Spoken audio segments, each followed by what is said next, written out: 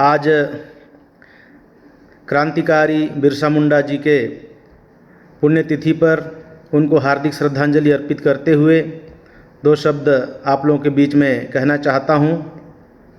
साथियों, क्रांतिकारी बिरसा मुंडा जी ने मात्र 25 साल की उम्र में अपने जल जंगल ज़मीन बचाने की लड़ाई लड़ते हुए अपने आप को बलिदान कर दिया था, लेकिन दुश्मनों के साथ में कोई समझौता नहीं किया।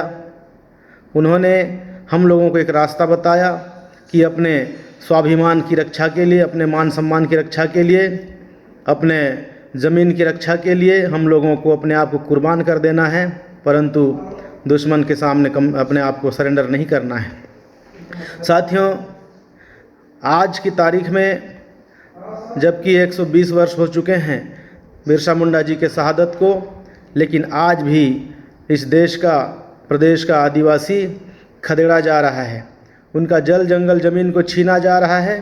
चाहे आज़ादी के 70 वर्षों में सरकार चाहे किसी की भी हो, आज जबकि लोकतंत्र में हम लोगों को वोट का अधिकार मिला है, हम लोगों को अपनी सरकार खुद चुनने का अधिकार मिला हुआ है, और हम लोगों ने आज़ादी के इन 70 वर्षों में कांग्रेस पार्टी और बीजेपी पार्टी की सरकारें बनाने का काम किया, ताकि वो जो सरकारें हैं बाबा साहब डॉक्टर भीमराव अंबेडकर के द्वारा लिखे हुए संविधान में जो हम लोगों के इस देश के जो बहुसंख्यक वर्ग है, उसमें अनुसूचित जाति, जनजाति, ओबीसी, अन्य पिछड़े वर्ग और जो सर्व समाज के हर प्रकार के कमज़ोर वर्ग हैं, उनके जो हक अधिकार संविधान में सुरक्षित हैं, उसको अक्षरशः लागू करके बाबा साहब का सपना को पूरा करने का काम करेगी।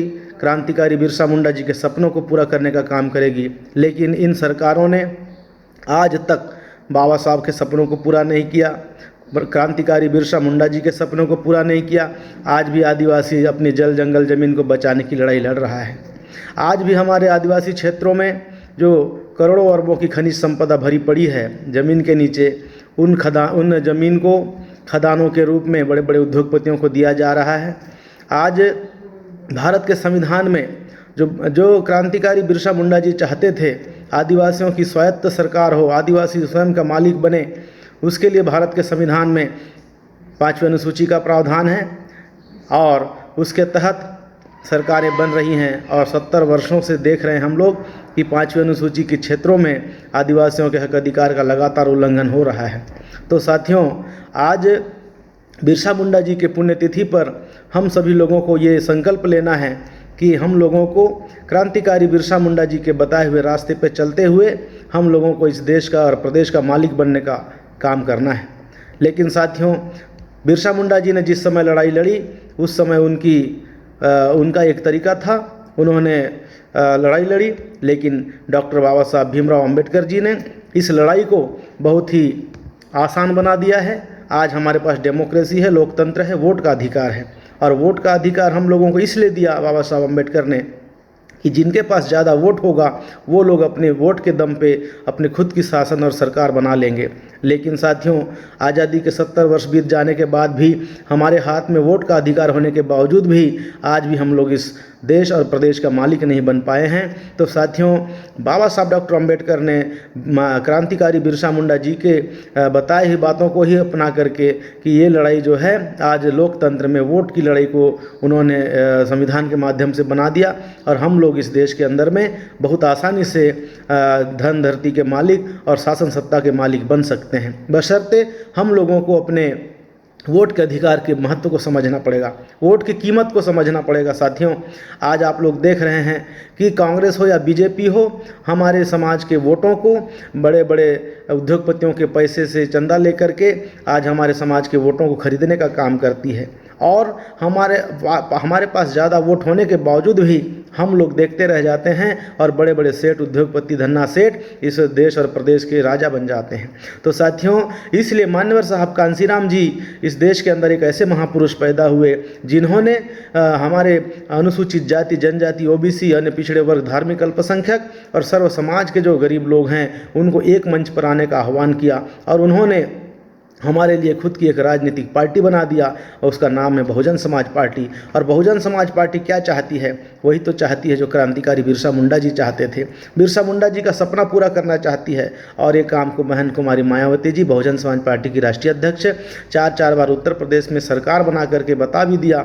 आप आज देख लीजिए, लखनऊ में डॉक्टर बाबा साहब अम्बेडकर सामाजिक परिवर्तन स्थल में जाकर के देख लीजिए, आज वहाँ पे सभी महापुरुषों के साथ साथ हमारे आदिवासी जननायक बिरसा मुंडा जी की भी आदमकद प्रतिमा बहन कुमारी मायावती जी ने स्थापित किया हुआ है।